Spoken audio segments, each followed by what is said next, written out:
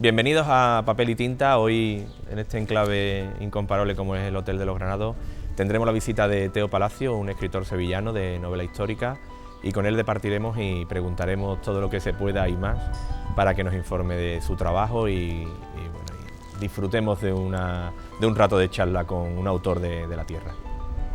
Bueno, estamos en este marco incomparable del Hotel Los Granados en Écija, al que le agradecemos la posibilidad de poder entrevistar aquí a nuestro invitado de hoy. Y hoy tenemos con nosotros pues a Teo Palacio, un escritor sevillano, realiza todo tipo de novela, pero bueno, sobre todo el punto fuerte es la novela histórica. ¿Cómo estamos? Bien, con mucho calor, estamos en pleno verano, Écija, que vamos a pedir. Pero bueno, aún así hoy se está comportando. Se está comportando, ¿no? Sí. Teo, hijos de Heracles, la predicción del astrólogo. Teo Palacio apuesta por la novela histórica de verdad. ¿Qué intenta aportar al género la obra de Teo Palacio? Bueno, yo no creo que haya que plantearse ese tipo de cosas, ¿no? Soy de los escritores que opinan que no eres tú el que encuentras a la historia, sino que la historia te encuentra a ti para ser contada. Y entonces no puedes plantearte el tema de qué voy a aportar o qué quiero hacer o qué quiero enseñar a la gente. El primero que aprende soy yo cuando escribe una novela histórica, y ese es uno de los momentos más apasionantes, ¿no?, de la escritura de una novela histórica. Todo el proceso de documentación, todo lo que te aporta como persona. Claro, la autoformación, ¿no?, que te suministra, ¿no? Sí, sí. ¿Cuándo decide Teo Palacio ser escritor? ¿Antes o después de querer ser policía, futbolista o bombero? Bueno, la vida es una cosa... Tiene muy mala leche la vida. La vida te lleva siempre por sitios por los que tú no quieres ir, pero te obliga a ir, ¿no? Te empuja, ¿no? Sí. Con saña, y además con saña. Yo he trabajado de todo. Yo tengo título de peluquero canino, he conducido un camión durante muchos años, he trabajado de comercial durante muchos años, pero yo siempre me ha gustado muchísimo leer y siempre he escrito, ¿no? Tus pinitos, tus cositas. Terminé trabajando en una inmobiliaria como director de una oficina inmobiliaria, y entonces las inmobiliarias hicieron catacrack, se vinieron todas abajo. Y dije, bueno, pues este es el momento, ¿no? O es ahora o nunca, ¿no? Se acabó. Se acabó. Y esto fue en 2008, 2007-2008, y desde entonces estoy apostando en firme por mi carrera literaria, ¿no? Es cierto que he tenido mucha suerte. Con mi primera novela pues consigo llamar la atención de una agencia importante, se publica enseguida en un sello importantísimo con 15 premios Nobel publicados, como es el sello de Edasa. Luego vendría La predicción del astrólogo también. En fin, puedo estar muy satisfecho de cómo están yendo las cosas. ¿Quién le da la primera oportunidad? ¿Quién le da un bolígrafo a Teo y le dice, cuéntame una historia? ¿Hubo alguien que te dijo aquí, ahora? No, fue decisión personal. Lo que sí es cierto es que yo vengo de una familia donde mi padre leía mucho, ¿no? Mi padre pasaba muy pocas horas de su día a día en casa, porque el hombre se levantaba a las 4 de la mañana, se iba a trabajar. Mis padres tenían una pescadería. A mediodía venía corriendo a comer y se iba a trabajar en Renfe, donde mi padre trabajaba, y no volvía a casa hasta las 10:30 de la noche. O sea, ese era el día a día de mi padre. Pero los fines de semana, los domingos sobre todo, pues él sí que cuando estaba en casa leía, ¿no? Y a mí me enganchó por ahí, Claro. ¿no? Yo tenía 4 años y medio y mi vecina un día se trajo un libro de casa para que yo se lo leyera, porque pensaba que los libros que leía en mi casa es que me los sabía de memoria. Y no, cogí su libro y me puse a leerlo, ¿no? Entonces, yo soy de la opinión de los que leen mucho, antes o después dan el paso a intentar al menos escribir, ¿no?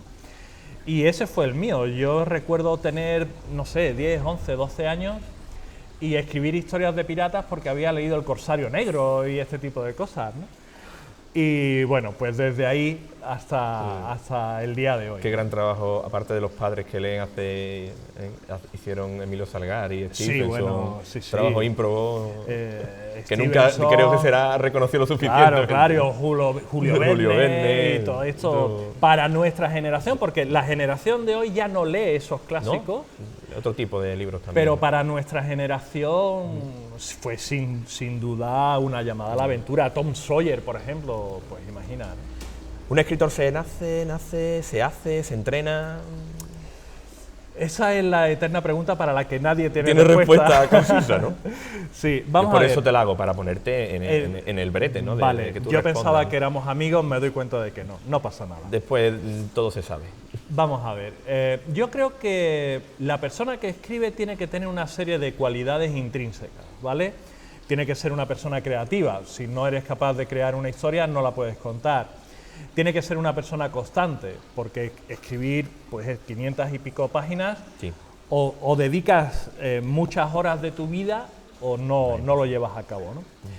Ahora bien, se puede aprender a escribir, es decir, se pueden aprender técnicas para contar mejor una historia, para enganchar mejor al lector, para decidir qué tipo de narrador es el más apropiado en cada momento, cómo crear mejor un personaje con el que el lector pueda empatizar. Todas esas cosas, la técnica se aprende.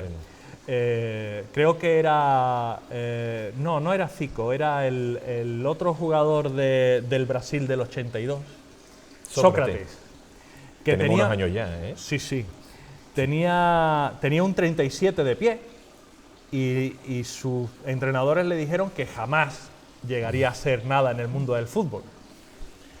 Y para mí Sócrates es el de los que yo haya visto, el jugador más increíble de la historia. Que metía los penaltis de tacón. De tacón, madre efectivamente. Mía. Qué grande. De tacón. Y luego los metía también sin coger carrerilla. Se plantaba un pie al lado del balón y sin coger carrerilla, chutaba y los metía. Maravilla. Bueno, pues a este hombre le dijeron que como tenía un 37 de pie, que no podía jugar al fútbol, ¿no? Con los escritores pasa igual. A lo mejor no llegas a ser una gran figura de las letras, pero sí puedes ser un escritor solvente. Uy, contar buenas historias, ¿no? Muchas veces claro, no significa ser tampoco una estrella para contar historias que puedan entretener en un momento dado a un lector, ¿no? No podemos, a mí me parece muy interesante eso que acaba de decir. No podemos perder de vista que la literatura es entretenimiento. Sí. La novela es entretenimiento. Otra cosa es el ensayo, tal. Eso es aparte. Pero la literatura como la conocemos hoy en día, novela histórica como es el caso, o novela negra, eso es entretenimiento. Bueno, Teo Palacio es uno de los exponentes de una nueva generación de autores de novela histórica hecha en Andalucía. ¿Qué está pasando? ¿Qué se está moviendo en el sur para esto? Pues la verdad es que no lo sé, pero yo hace 4 años tuve la inmensa suerte de estar en la Semana Negra de Gijón, en la del verano de 2010, y allí ocurrió una cosa muy sorprendente. La Semana Negra de Gijón, para quien no lo sepa, es un evento tremendo.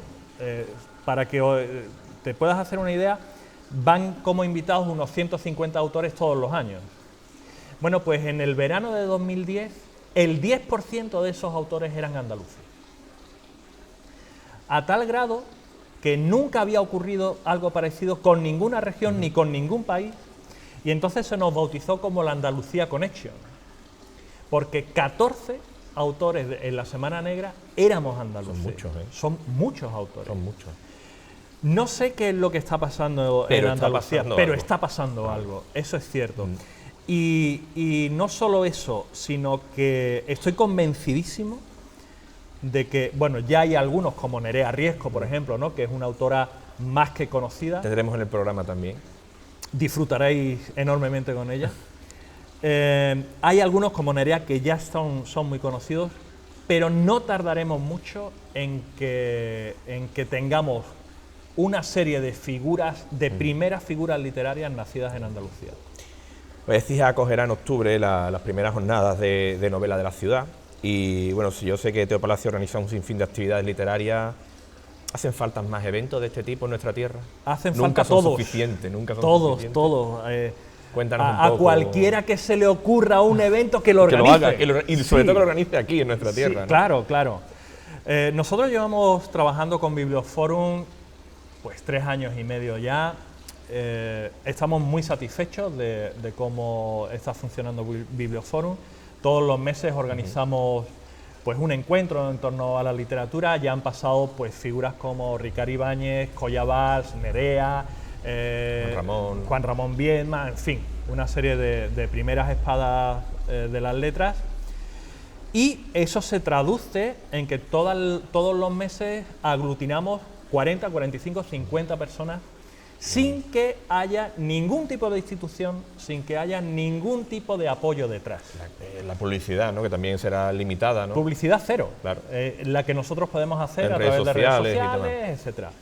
¿Qué nos muestra eso? Que en realidad hay hambre de actividades culturales y actividades culturales de calidad y además que se escapen de la monotonía. Biblioforum no es un tío detrás de una mesa soltándote el coñazo. No, Biblioforum es que tú que estás en aquel lado de la mesa participas directamente en las charlas. Digamos que ahí es una tertulia, un debate, Totalmente. Interactivo, ¿no? Con el lector, ¿no? Y claro, cuando eso se produce en una sala con 40 y tantas personas, el resultado es apoteósico. Y el ambiente sí, brutal, sí, ¿no? muy bien. Teo Palacio es una mente inquieta. Aparte de la nueva novela, que seguro que estarás escribiendo, ¿en qué andas metido ahora que se pueda contar? Hay una cosa nueva, pero no puedo contarla porque es de hace 2 días y Entonces todavía te emplazaremos a futuros programas que nos pongas al día. Pero vamos, sí, hay proyectos, hay historias. Tengo una novela terminada hace unos meses que estamos planteándonos si presentarla a alguna editorial o mandarla a algún concurso. Cuando hablo en plural con mi agente, Claro, ¿no? Mi agente y yo estamos viendo cómo moverla. Tengo un proyecto que a mí me tiene enamorado, ambientado en la Guerra de la Independencia, finales del 18, principios del siglo XIX. A mí me enamora, ese proyecto me tiene enamorado. Lo tengo muy avanzado, de hecho tengo las primeras 50 y tantas páginas escritas, pero acabo de detenerlo. Acabo de detenerlo porque hace 2 días recibí una llamada telefónica para poner en marcha un proyecto muy importante y bueno, ahora mismo todo se ha parado. Esas puertas que se abren, entra luz y no vas a cerrarla nunca porque tienes que aprovecharla. Esas cosas hay que aprovecharlas.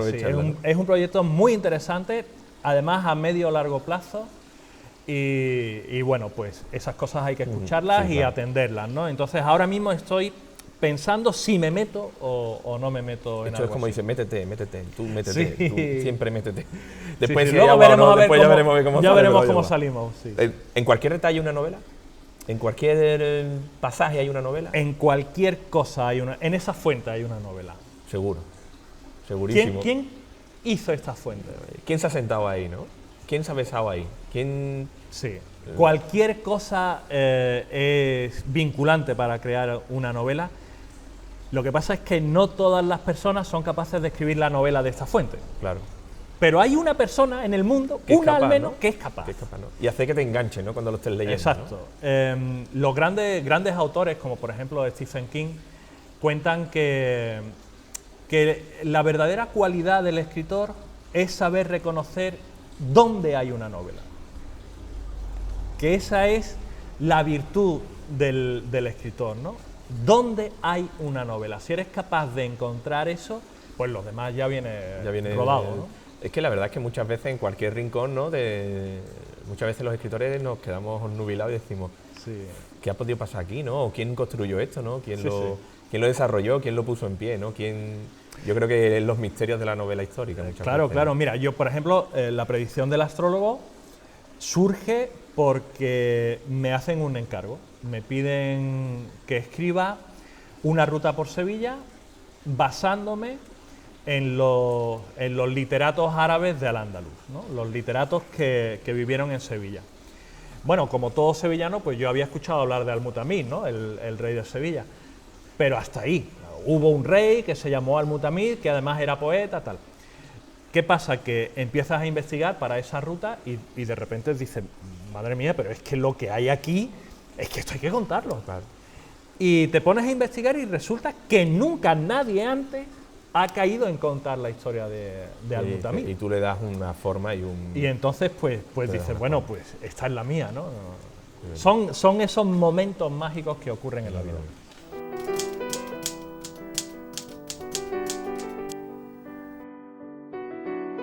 Muy buenas noches, bienvenidos de nuevo a esta sección de papel y tinta, donde vamos a ver pues todos los concursos que hay literarios y muchas actividades culturales. El 6 de febrero se presenta en Almensilla, en Sevilla, el libro El Bosque Animado. Muchas citas culturales, también concursos literarios. Por ejemplo, hasta el 31 de enero te presenta la 52 edición del Premio Internacional de Cuentos de Llena en Asturias. También hasta esa fecha, hasta el 31 de enero, tenemos el segundo certamen de relatos breves, Igualdad como valor en la sociedad.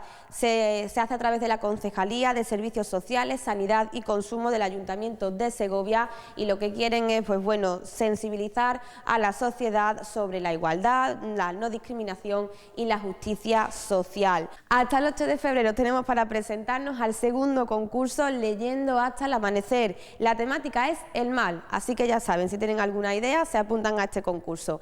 Hasta el 9 de febrero tenemos para presentarnos al 15º certamen literario Villa de Marchena Memorial Rosario Martín. Es un certamen que está organizado por el Instituto Isidro de Arcenegui y Carmona con la colaboración del excelentísimo Ayuntamiento de Marchena. Este concurso está limitado a la provincia de Sevilla y hay 3 modalidades: relato corto, poesía y ensayo. Ya saben, muchos concursos, hay muchas páginas donde pueden ver todos los certámenes literarios que hay por si quieren animarse y participar en alguno. Buenas noches.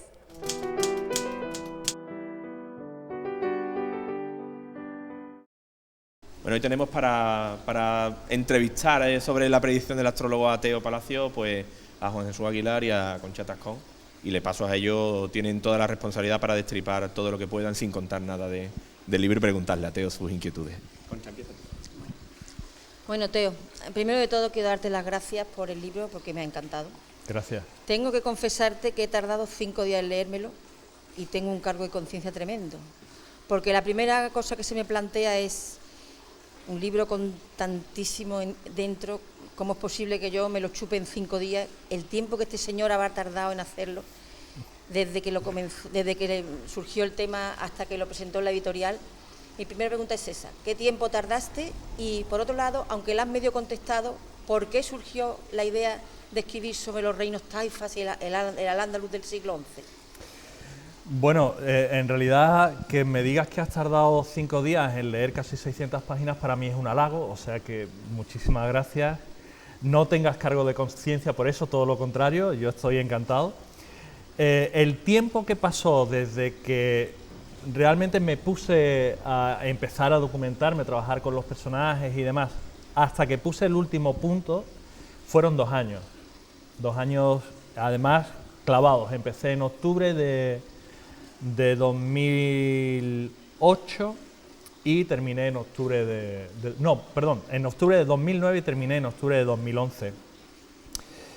Y para mí fueron 2 años muy duros, había muy poca documentación sobre la época. Desgraciadamente en España parece que la época andalusí no interesa demasiado, cosa que en mi opinión es un error.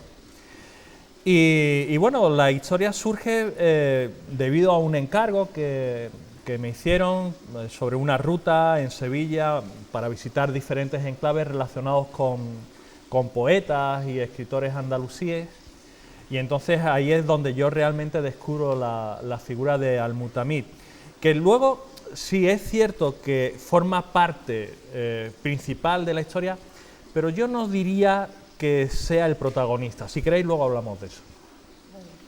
Teo, yo también te doy la enhorabuena por la novela. Gracias. También me ha gustado mucho y le veo además el mérito también como escritor de novela histórica que tienes en el hecho de que no somos capaces de trazar desde dónde parte la historia hasta dónde llega y cuáles son los personajes de ficción, incluso personajes que estarán historiográficamente documentados. Tú has recreado su niñez, has recreado periodos de su vida Entonces, el hecho, como has comentado en varios momentos, en varias ocasiones, no hay mucha documentación acerca de este periodo. ¿Eso lo ves como también una ventaja porque has sido capaz has tenido más licencias, has sido capaz de vivirlo más tú, o también a veces ha sido una dificultad a la hora de escribir? Pues mira, si me hubieras hecho esa pregunta con mi primera novela, con Hijos de Heracles, te hubiera contestado que fue una locura y que yo no quería salirme de lo que sabíamos históricamente, y entonces me había intentado ceñir a exclusivamente lo que sabíamos y poco más. Pero con Hijos de Heracles yo aprendí una cosa, y es que yo escribo novela, no escribo ensayo. Y entonces, en la predicción del astrólogo, hay una figura que es el que para mí es el verdadero protagonista, que se trata de Ibn Abdún, que es un ceramista, un niño ceramista y tal, que sabemos algunos detalles de su vida. Sabemos, por ejemplo, que tras la invasión de los almorávides, cuando vuelven a reconquistar todo y a asentar y a unir todo al Andaluz, pues sabemos que Ibn Abdún está viviendo una época en Sevilla, sabemos que viene con los almorávides, hay quien dice que había nacido en Al-Ándalus, en fin. Pero eran 4 datos, ¿no? Y entonces dije, vale, esta es la mía, con este puedo hacer yo lo que quiera, siempre y cuando luego termine metiéndose en lo que sí sabemos históricamente de él, ¿no? A día de hoy creo que es lo mejor que te puede pasar, es decir, encontrarte a un personaje que sepamos que existió, que sepamos que hay determinados detalles de su vida, y ahora lo divertido es coger y montar un puzzle donde esas piezas encajen, ¿no? Es lo que más disfruté de la escritura de la predicción del astrólogo. Bueno, cuando yo leo un libro normalmente me gusta ponerme mucho en el papel del escritor y sentir o intentar sentir cómo él siente, ¿no?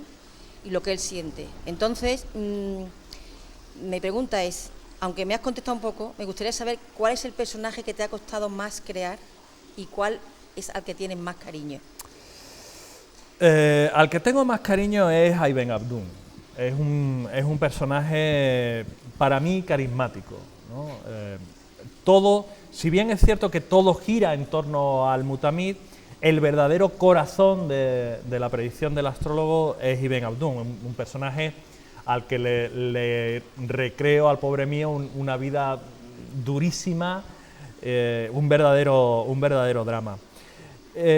Para mí la creación de personajes es una de las cosas que más disfruto a la hora de crear una novela, porque lo decía hace unos días a mis alumnos, lo que nosotros queremos cuando escribimos una novela es ser otra persona, dejar de ser yo y ser otra persona, ¿no?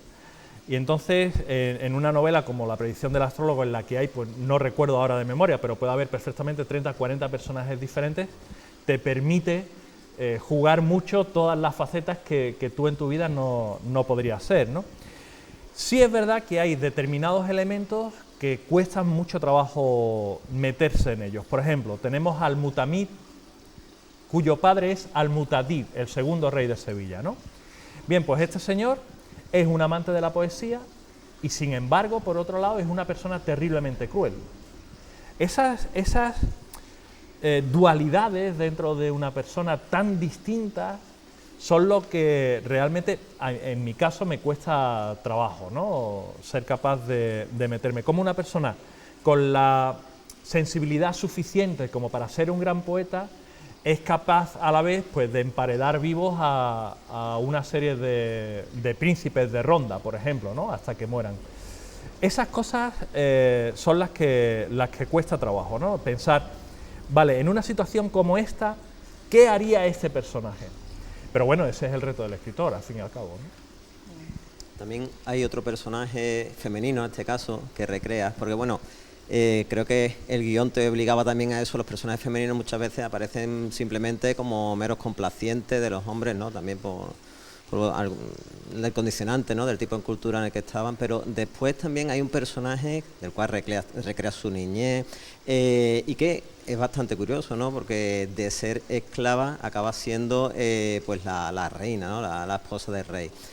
¿Cómo trabajaste ese personaje y cómo fue ese hallazgo?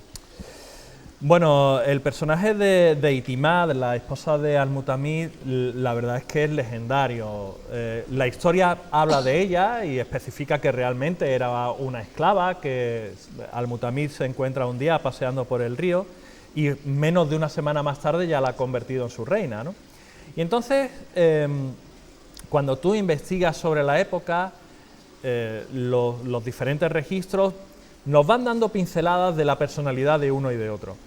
Tenemos por un lado al mejor amigo de Al-Mutamid, que era su visir Ibn Ammar, que sabemos que se llevaba muy mal con la esposa del rey. No se nos explican las razones, pero sabemos que se llevaban muy mal. Bien, pues ahí de nuevo entra la labor del novelista.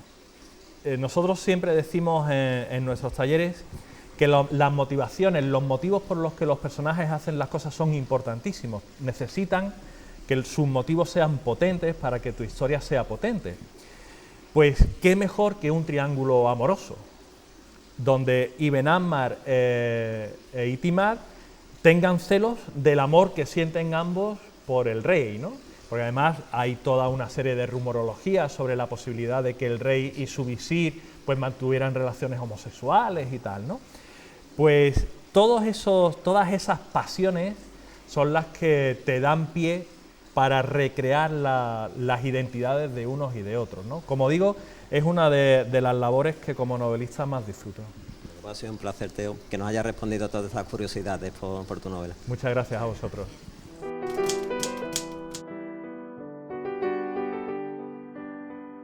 Saludos amigos, bienvenidos una semana más a esta sección de Agenda Cultural Écijana. Esta semana vamos a hablarles de una cita que tenía lugar el pasado fin de semana y es una cita ineludible con la cultura meramente écijana. Se trata de la entrega de los Premios de Patrimonio 2015 de la Asociación Amigos de Écija. Écija Comarca Televisión y el programa Papel y Tinta, como no, estuvieron allí y esta es la crónica de lo sucedido en este interesante acto. El Palacio de Benamejía acogió ayer la edición número 16 de los Premios en Defensa del Patrimonio Histórico y Artístico, unos premios que se han convertido con el paso del tiempo en referente en la ciudad. Este año los soles de Amigos de Écija han ido a parar a diversos proyectos, personas y entidades que tienen especial importancia para el jurado dentro del compromiso de la defensa del patrimonio histórico. Como edificio de nueva planta y recuperación de lienzo de muralla, destaca el inmueble destinado a escuela infantil en la calle Ancha número 45, cuyo arquitecto y jefe de obras ha sido Ignacio García Prieto y su promotora, doña María Emilia de Soto Vera. Una edificación de 2 plantas sobre la que se ha levantado este edificio que además ha recuperado parte del recinto amurallado de Écija en esta zona de la ciudad. En la modalidad de inmuebles unifamiliares y su rehabilitación se premió una casa en la calle Hospital número 4A, la recuperación de la antigua taberna de Teodoro, cuyo promotor ha sido el propio Teodoro Cabello y ha sido construida por Miguel Núñez García S.L. Siguiendo en esta modalidad se premió también la rehabilitación de una casa unifamiliar en la calle Cánovas del Castillo número 17, reformada según un proyecto de arquitectura chamorro y promovida por José García Gálvez, una casa barroca cuyo origen se remonta al siglo XVIII. Por último, dentro de esta modalidad se premió también la Casa de la calle La Merced número 19, promovida por Antonio García Gálvez y Margarita Martínez Carmona, cuyos arquitectos han sido Rebeca Madero, Luis Mario Fernández y Javier Madero. Dentro de la modalidad de tecnologías puestas al servicio de la ciudad, se premió en esta edición el documental Écija de pura raza, llevado a cabo bajo la dirección de David Bermúdez y promovido por el área de turismo del Ayuntamiento. También se premió el Museo de Arte Sacro de la Parroquia de Santa María, cuyo promotor ha sido Jesús Rodríguez Báez, un museo creado en el año 2014 gracias al celo del párroco de Santa María, donde se muestran obras de arte de los siglos XVI al XIX. Se premió asimismo una publicación de Marina Martín Ojeda y Ana María Balseca, concretamente la obra de investigación sobre el Santísimo Cristo de la Salud, la historia de su devoción y su cofradía, que ha sido presentada con motivo del 400 aniversario de la cesión de la imagen del Cristo de la parroquia a la Hermandad y promovido por la propia Hermandad de San Gil. Desde hace unos años los premios se abren también a nuevas formas de comunicación, como es el caso del periódico digital Ciberécija, un portal temático cuyo principal artífice es Juan Palomo y que ha recibido también este año su galardón. Mención especial se hizo este año también a la Fundación Cultural Andalucía Monumental, que trata de crear impresionantes maquetas y otros métodos como la fotografía, con el fin de dar a conocer el patrimonio en toda la región. Dentro del patrimonio gastronómico se premió este año los chorizos de Martinillo, una empresa familiar que data de 1890 y que tienen representación en la cadena de distribución a nivel nacional. Hubo también un recuerdo especial para 2 centros educativos que este año cumplen 50 años de su nacimiento, Elíe San Fulgencio y Safa, que fueron protagonistas también en estos premios como no podía ser de otra forma. La mención especial fue este año para el reconocimiento a un gran cochero, Francisco Gómez Mostazo Mateo, por dar prestigio durante 32 años al depósito de remonta, guiando con maestría sus enganches por España y cosechando innumerables éxitos. Tiene actualmente 90 años de edad. El artesano del año, sin embargo, fue Antonio Grande Blancat, de profesión guarnicionero. Este cijano comenzó su andadura durante el servicio militar y siguió ejerciendo hasta nuestros días, en los que ya ha cumplido 84 años. Con esto se cerró este año la entrega de premios que congrega cada año a aquellas personas, proyectos y entidades que siguen importando mucho en la defensa del patrimonio histórico-artístico de la ciudad gracias a Amigos de Écija. Pues hasta aquí la agenda de esta semana. Volvemos en próximos programas, como siempre, con más citas aquí en Papel y Tinta. Hasta entonces, adiós.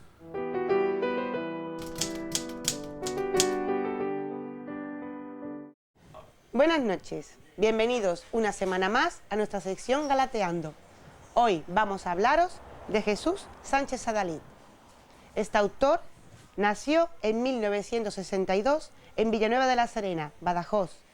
Se licenció en Derecho por la Universidad de Extremadura y realizó los cursos de doctorado en la Universidad Complutense de Madrid. Ejerció de juez durante 2 años, tras los cuales estudió Filosofía y Teología. Su amplia obra literaria ha conectado con multitud de lectores gracias a la veracidad de sus argumentos y a la originalidad de sus descripciones. Ha escrito innumerables obras con las que ha conseguido muchos premios. Por ejemplo, en 2007 ganó el premio Fernando de Lara por su novela El alma de la ciudad. En 2012 el Alfonso X el Sabio de novela histórico por Alcazaba. Muchos premios más, como por ejemplo el 30 doblones de oro, que fue su anterior obra a la que hoy os presentamos. Ganó el premio Troa Libro con Valores. Hoy vamos a hablar de Y de repente Teresa. En pleno siglo XVI, durante el reinado de Felipe II, la Inquisición se ha lanzado con de nuevo y auténtica obsesión a controlar la sociedad española. Nadie está libre de sospecha. Mientras una mujer se afana por unir lo presente y lo eterno y vivir una fe auténtica y una espiritualidad pura. Jesús Sánchez Adalid, como jurista y teólogo, nos va descubriendo poco a poco y de manera apasionante los entresijos de la Inquisición, sus métodos y sus procedimientos.